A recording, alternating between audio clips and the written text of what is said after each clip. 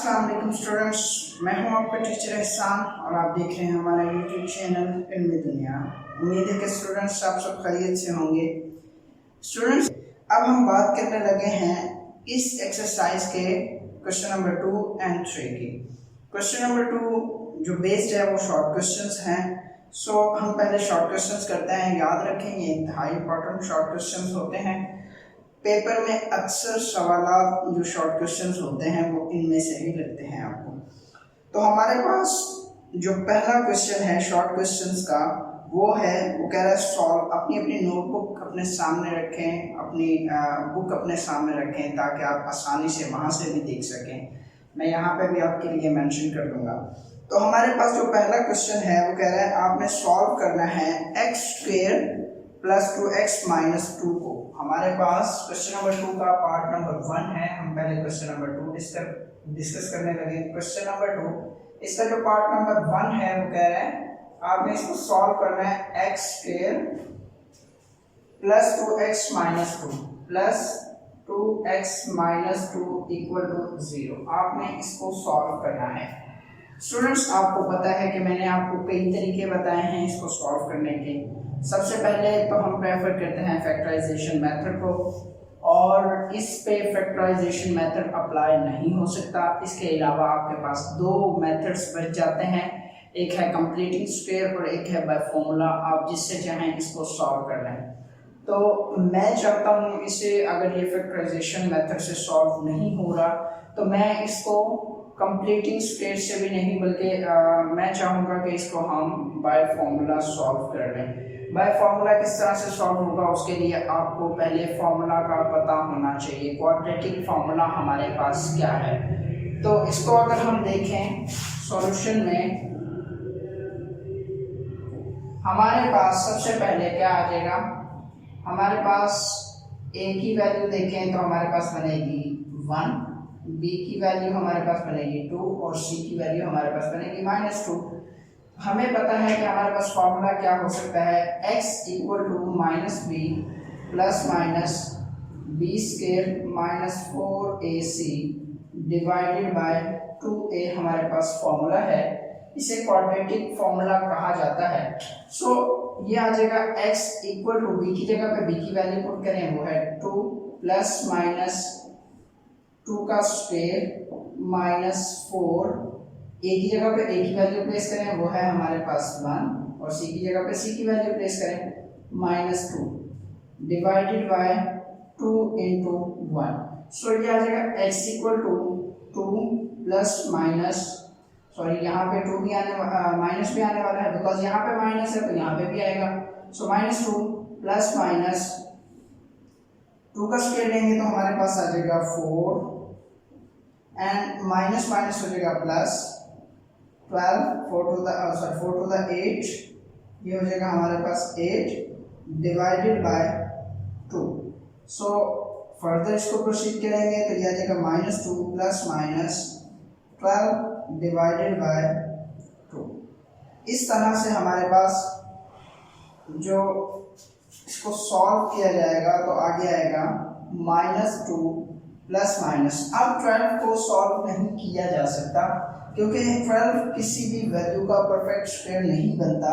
लिहाजा इसको हम अगर लिखें तो ये कुछ इस तरह से लिखा जा सकता है 4 × 3 डिवाइडेड बाय 2। सो x = -2 ± 4 को फैक्टराइज करें तो ये हमारे पास कुछ वैल्यू इस तरह से बनेगी 2 की power 2 × 3 divided by 2। So x = -2। अब इसका स्क्वायर है, ये स्क्वायर रूट के बाहर आ जाएगा तो ये आ जाएगा 2 √3 डिवाइडेड बाय 2। अब इन दोनों में से मैं चाहूँ तो कॉमन ले सकता हूँ। हमारे पास 2 कॉमन आ जाएगा, बाकी बचेगा -1 ± √3 डिवाइडेड बाय 2। 2 से कैंसिल आउट हो जाएगा।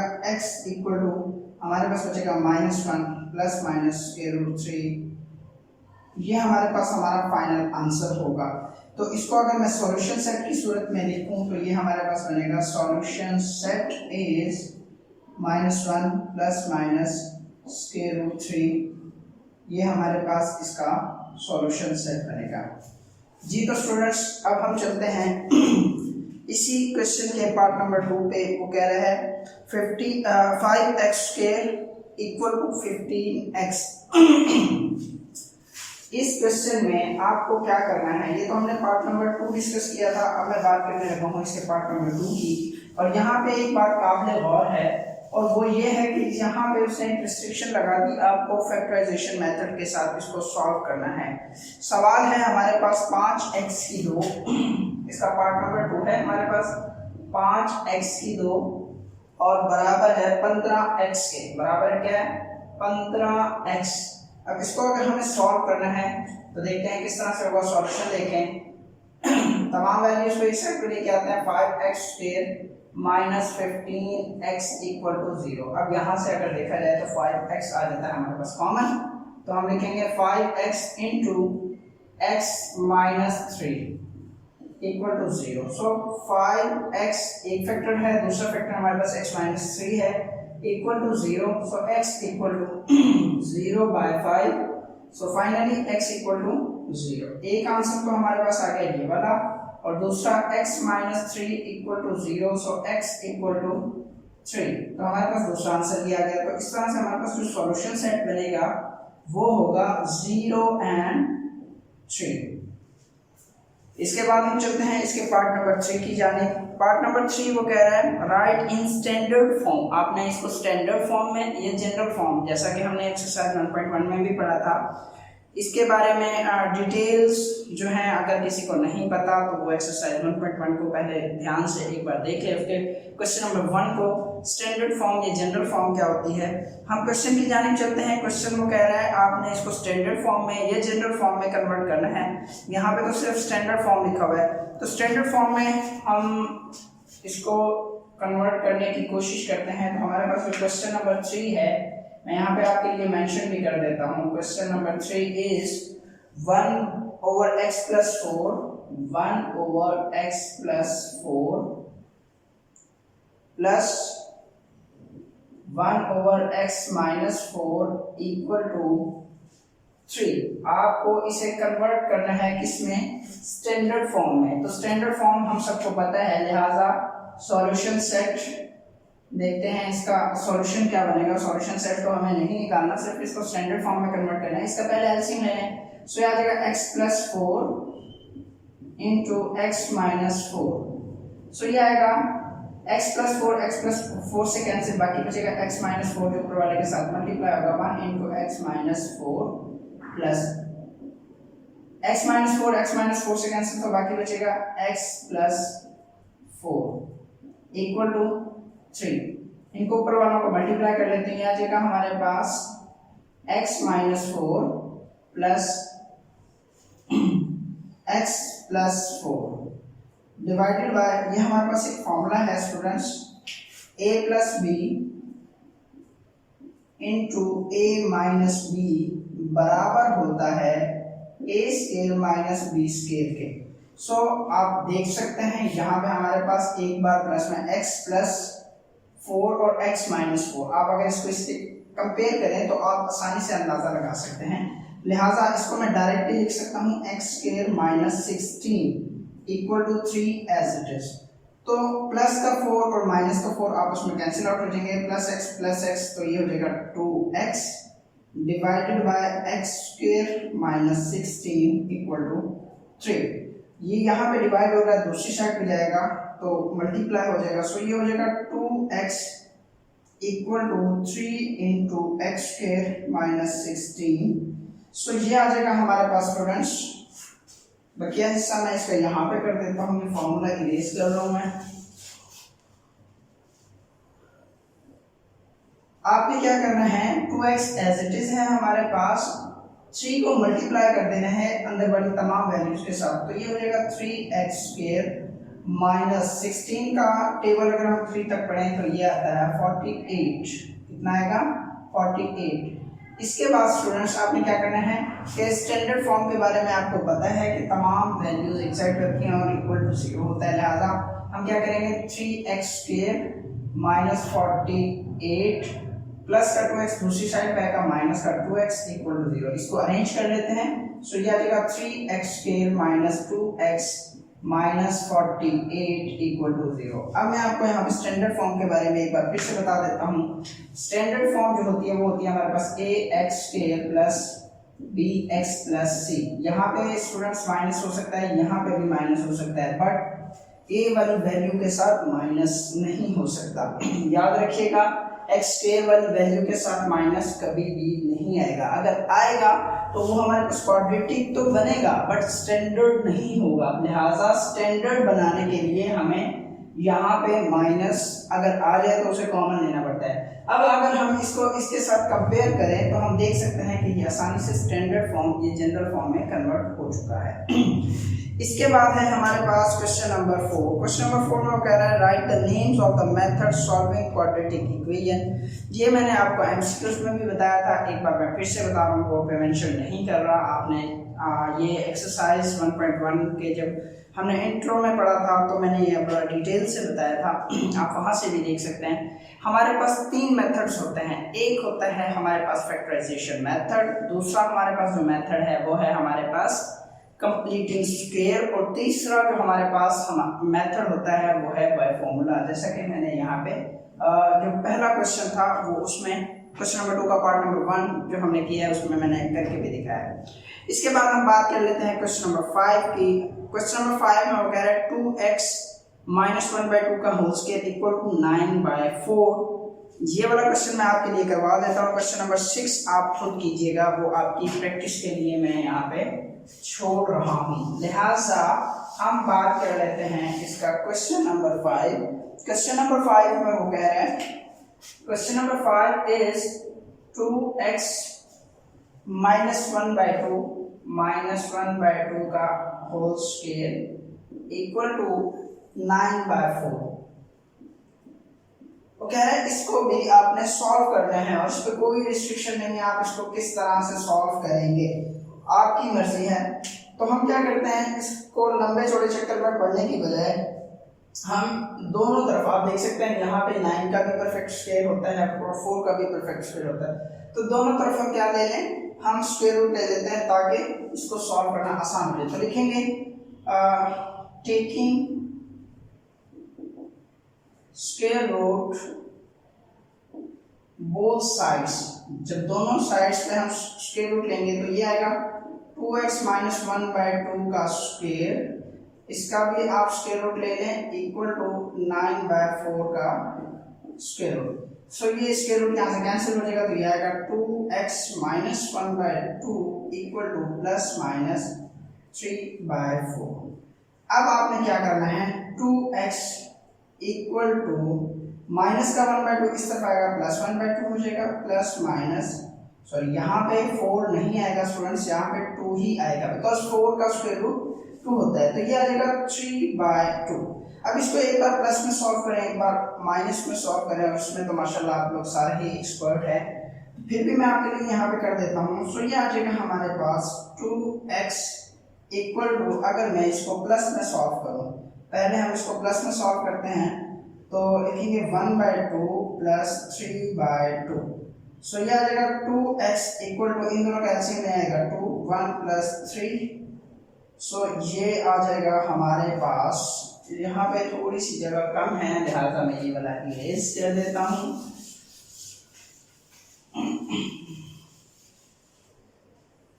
स्टूडेंट्स ये हो जाएगा हमारे पास 2x equal to 4/2, 2 to the 4। So हमारे पास आया 2x इक्वल टू 2। सो हमें क्या करना है, हमें तो x फाइंड करना है, यहाँ पे तो 2 भी इसके साथ है, इधर मल्टीप्लाई हो रहा है 2 दूसरी जानिब जाएगा तो डिवाइड हो जाएगा, 2 डिवाइड बाय 2। सो 2 से cancel, so x equal to 1। इस तरह से हमारे पास प्लस करने से आंसर आ गया है और वो है 1। अब मैं बात करने लगा हूँ यहाँ पे, अगर मैं रखूँ 2x इक्वल टू 1/2 माइनस 3/2 तो देखते हैं किस तरह से सॉल्व होगा। 2x एज इट इज, इन दोनों के एलसीएम लें तो आएगा हमारे पास 2, तो ये आ जाएगा 1 माइनस 3। सो फर्दर प्रोसीड करते हैं। ये आ जाएगा हमारे पास 2x इक्वल टू -2/2। 1 -3 करेंगे तो माइनस का 2 हमारे पास बचेगा, 2 2 से कैंसिल होगा। सो ये आ जाएगा हमारे पास 2x इक्वल टू -1। अब हमें क्या करना है, ये 2 यहाँ पे मल्टीप्लाई और दूसरी साइड पे जाएगा डिवाइड हो जाएगा। सो ये हो जाएगा -1/2। आप देख सकते हैं हमारे पास दोनों आंसर्स आ चुके हैं। अब हम इसका सॉल्यूशन सेट लिखेंगे। सॉल्यूशन सेट लिखते हुए हमें याद रखें कर्ली ब्रैकेट का इस्तेमाल करना होता है। सो 1 and -1/2 ये हमारे पास इसका फाइनल आंसर होगा, इसका सॉल्यूशन सेट होगा। इसके बाद है स्टूडेंट्स क्वेश्चन नंबर 6 को आप खुद करेंगे। फिर भी किसी किस्म का प्रॉब्लम हो आप हमें कमेंट सेक्शन में ज़रूर कमेंट कीजिएगा। अब हम बात करने लगे हैं इसके क्वेश्चन नंबर 7 की। क्वेश्चन नंबर 7 में वगैरह डिफाइन क्वाड्रेटिक इक्वेशन, ये बहुत डिटेल से बात की गई है, या फिर आप अपने एंड में आंसर्स भी चेक कर सकते हैं, वहाँ पे भी इसकी डेफिनेशन आपको मिल जाएगी। डिफाइन रेसिप्रोकल इक्वेशन, ये सारी डेफिनेशंस आपको मिल जाएंगी, ये आखिरी 4 डेफिनेशंस ही लिखी हुई हैं। उसके बाद है एक्सपोनेंशियल इक्वेशन और रेडिकल इक्वेशन। स्टूडेंट्स ये सारी डेफिनेशंस हम पहले पढ़ चुके हैं, ये आप वहाँ से ज़रूर देखिएगा, लेकिन फिर भी प्रॉब्लम होता है तो आप हमें कमेंट सेक्शन में ज़रूर कमेंट कीजिएगा। इसके बाद हम बात करने लगे हैं क्वेश्चन नंबर 3 की। वो कह रहा है फिल इन द ब्लैंक्स। हालांकि आपको पेपर में फिल इन द ब्लैंक्स नहीं आती, लेकिन हो सकता है वो यहाँ से कुछ इस तरह से करे कि क्वेश्चन बना दे, तो आपको इसके बारे में भी पता होना चाहिए। लिहाजा हम ये भी सॉल्व कर लेते हैं।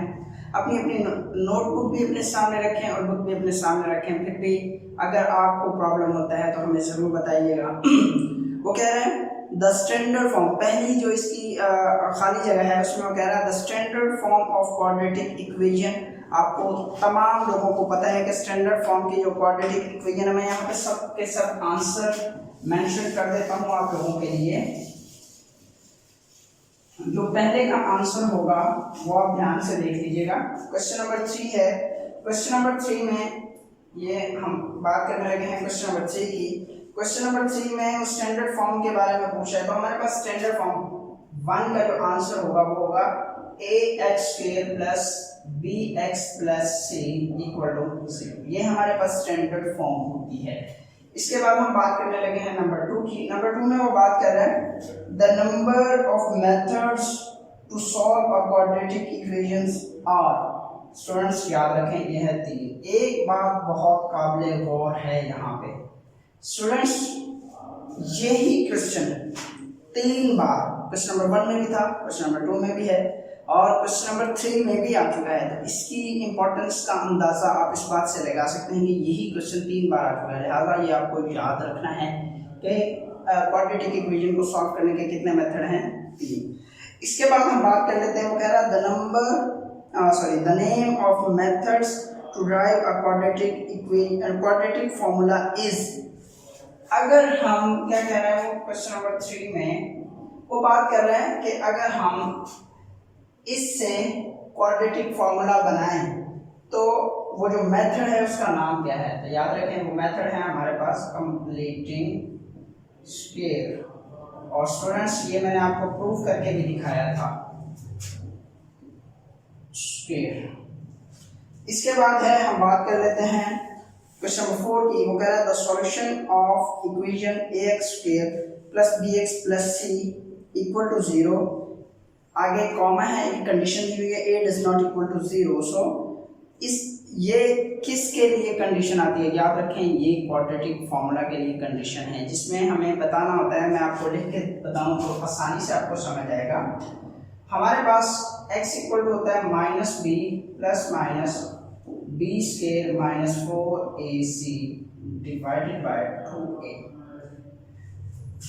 उसने एक कंडीशन दी है कि हमारे पास a does not equal to 0। a 0 के बराबर नहीं हो सकता। कैसे स्टूडेंट्स, याद रखें कि अगर हमारे पास ये सिर्फ और सिर्फ आपके नॉलेज के लिए बताया जा रहा है, समथिंग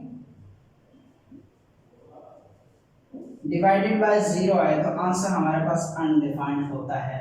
याद रखें मैथ सरल आता है, आप अपने कैलकुलेटर करके भी देख लें।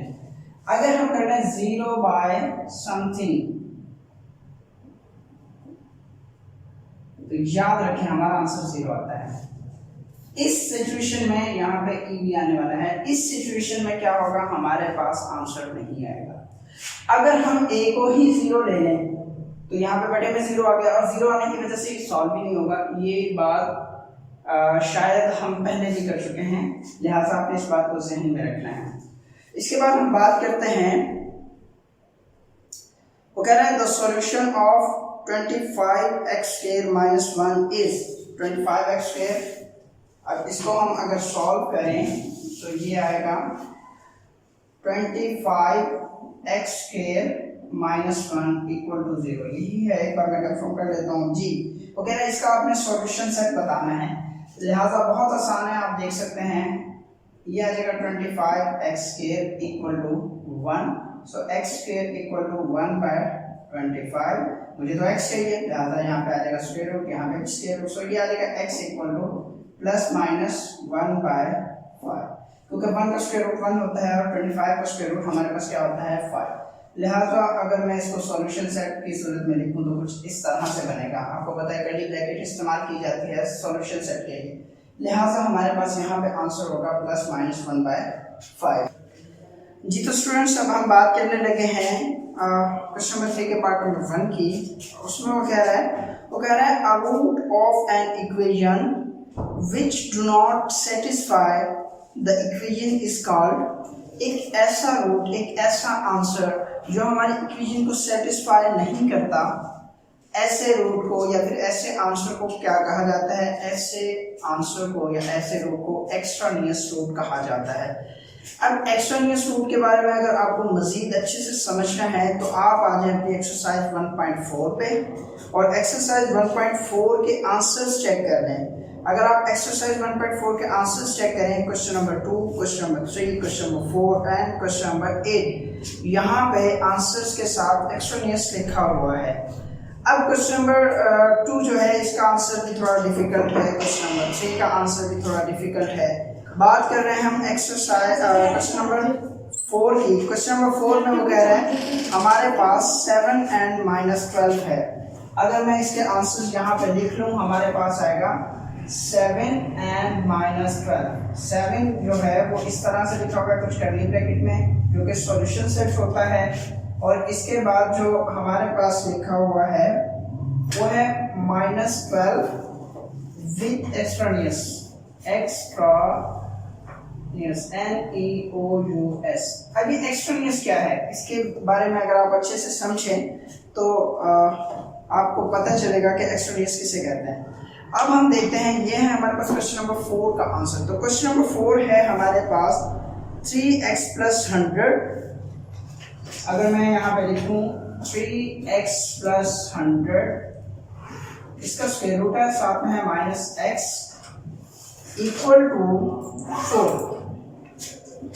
स्टूडेंट्स, अब एक चीज ध्यान में रखें, एक्स्ट्रानियस समझाने लगूं, मैं आपको क्वेश्चन नहीं सॉल्व करवा रहा। क्वेश्चन अगर आपको सॉल्यूशन देखना है तो आप एक बार एक्सरसाइज 1.4 का लेक्चर नंबर 1 लाजमी देखिएगा। अब एक्स्ट्रानियस क्या है, अगर हम इसकी पड़ताल करें या फिर इसे जिसे हम इंग्लिश में चेक करना कहते हैं, अगर इसको चेक करें, ये दोनों आंसर उसूलन तो ये होना चाहिए कि ये दोनों आंसर्स क्या करें, सेटिस्फाई करें हमारे इस क्वेश्चन को।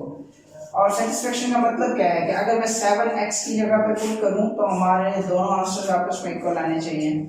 सेटिस्फेक्शन का मतलब ये है। पहले हम 7 को चेक करते हैं, लिहाजा 7 को अगर मैं चेक करूं तो ये हमारे पास कुछ इस तरह से बनेगा 3 × 7 + 100 -7 = 4। ये आ जाएगा हमारे पास 121 नहीं 21 + 100 -7 = 4। सो इनको इकट्ठा करें तो ये आ जाएगा 121 - 7 = 4। इसका स्क्वायर रूट लेंगे तो हमारे पास आएगा 11 - 7 = 4। सो इन दोनों को अगर प्लस माइनस किया जाए तो हमारे पास आएगा 4 = 4। आप देख सकते हैं कि हमारे दोनों आंसर्स आपस में बराबर हैं, तो हम कह सकते हैं कि 7 जो है हमारा सॉल्यूशन सेट का हिस्सा है। अब इसका जो दूसरा आंसर आया था वो था हमारे पास -12। अब -12 पुट करके देखें, अगर तो -12 के पुट करने से दोनों साइड्स के आंसर्स आपस में इक्वल आ जाते हैं, तो इसका मतलब है -12 भी हमारे सॉल्यूशन सेट का पार्ट होगा।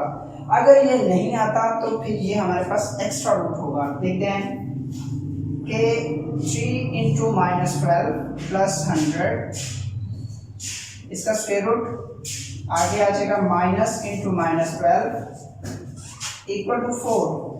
सो ये आ जाएगा हमारे पास -36 plus 100 minus plus 12 equal to 4। So इनको अगर सॉल्व किया जाए तो ये आएगा 64 प्लस 12 इक्वल टू 4। इसका स्क्वायर रूट लें तो 8 आएगा प्लस 12 इक्वल टू 4। सो इनको प्लस करें 20 इक्वल टू 4। क्या ऐसा होता है कि 20 इक्वल आ जाए किसके, 4 के? ऐसा नहीं होता। अगर ऐसा नहीं है तो इसका मतलब है जो -12 है वो हमारे सॉल्यूशन सेट का पार्ट नहीं है। हम इसे हेल्पिंग रूट कह सकते हैं। अगर ये इस तरह से आ जाता है तो हम इसके बारे में लिखते हैं, ये हमारे पास क्या है, ये एक्सट्रेनियस है। उम्मीद है कि स्टूडेंट्स आपको एक्सट्रेनियस का कॉन्सेप्ट समझ आ गया होगा। अब हम चलते हैं इसी क्वेश्चन के पार्ट नंबर 10 यानी कि लास्ट क्वेश्चन में। लास्ट क्वेश्चन वो कह रहे हैं एन इक्वेशन, एक ऐसी मुसावात इन्वॉल्विंग इम्प्रेशन जिसमें इम्प्रेशन जो है वो इन्वॉल्व हो, किसमें, ऑफ द वेरिएबल अंडर आए, नीचे आए, किसके, उसने स्पेस छोड़ी हुई है, खाली जगह छोड़ी है, is called radical equation. Radical equation में जो इम्प्रेशन है वो किस साइन के अंडर में आता है, वो रेडिकल साइन में आता है। किस में आता है, रेडिकल साइन में। उम्मीद है कि स्टूडेंट्स आज का लेक्चर आपको समझ आया होगा। थोड़ा लेंथी ज़रूर है, लेकिन आपको अगर अपने पेपर को अच्छे से सॉल्व करना है, उसमें से अगर कोई भी क्वेश्चन आपका मिस होता है, आप ये कहें कि भाई हमारा तो ये बुक में है ही नहीं, स्टूडेंट्स बुक में ही होता है जो भी पेपर में आता है, तो आपने इसकी जो रिव्यू एक्सरसाइज है, इसका क्वेश्चन नंबर 2 और क्वेश्चन नंबर 3 इसको ध्यान से करना है। आपको अगर किसी भी किस्म का प्रॉब्लम होता है तो आप हमें कमेंट सेक्शन में ज़रूर कमेंट कीजिएगा। हमारी वीडियो को लाइक कीजिएगा, शेयर कीजिएगा अपने दोस्तों के साथ, और हमारे चैनल को सब्सक्राइब कीजिएगा। इंशाल्लाह सेकंड चैप्टर में दोबारा मुलाकात होगी। तब तक के लिए अल्लाह हाफिज़।